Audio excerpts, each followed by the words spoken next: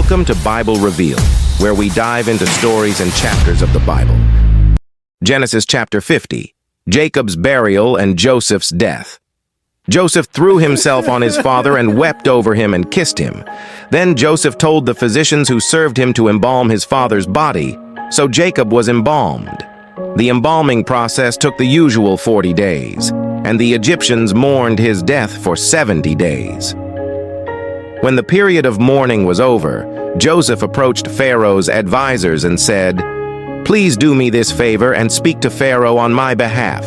Tell him that my father made me swear an oath. He said to me, 'Listen, I am about to die. Take my body back to the land of Canaan and bury me in the tomb I prepared for myself. So please allow me to go and bury my father. After his burial, I will return without delay.' Pharaoh agreed to Joseph's request. 'Go and bury your father as he made you promise,' he said.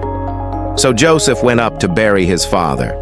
He was accompanied by all of Pharaoh's officials, all the senior members of Pharaoh's household, and all the senior officers of Egypt. Joseph also took his entire household and his brothers and their households, but they left their little children and flocks and herds in the land of Goshen. A great number of chariots and charioteers accompanied Joseph. When they arrived at the threshing floor of Atad near the Jordan River, they held a very great and solemn memorial service with a 7-day period of mourning for Joseph's father.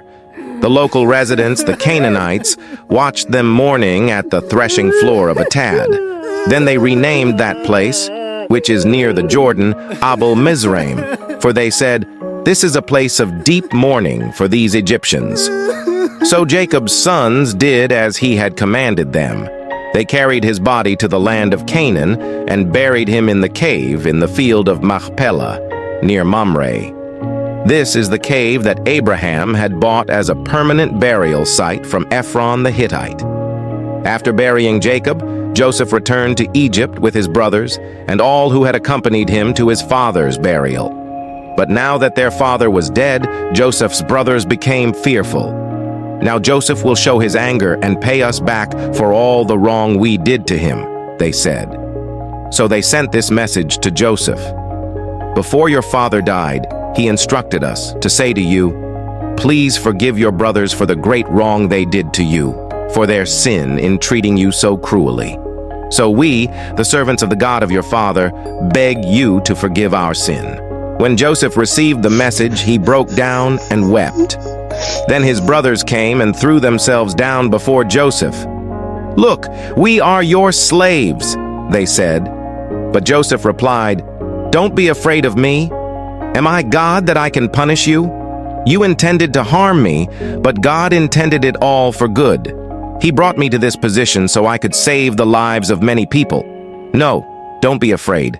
I will continue to take care of you and your children."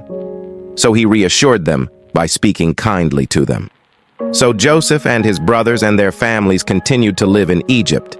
Joseph lived to the age of 110. He lived to see 3 generations of descendants of his son Ephraim, and he lived to see the birth of the children of Manasseh's son Machir, whom he claimed as his own. "Soon I will die," Joseph told his brothers, "but God will surely come to help you and lead you out of this land of Egypt.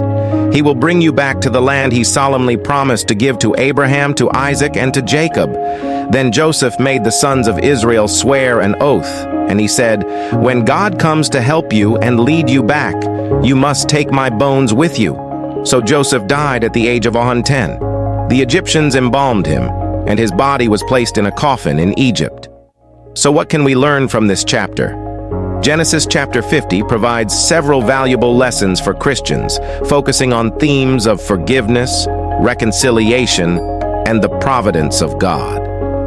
One key lesson from Genesis 50 is the importance of forgiveness and reconciliation in relationships.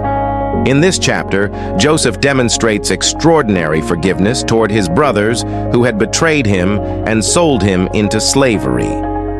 Despite the pain and injustice he experienced, Joseph reassures his brothers, saying, "Do not be afraid, for am I in the place of God?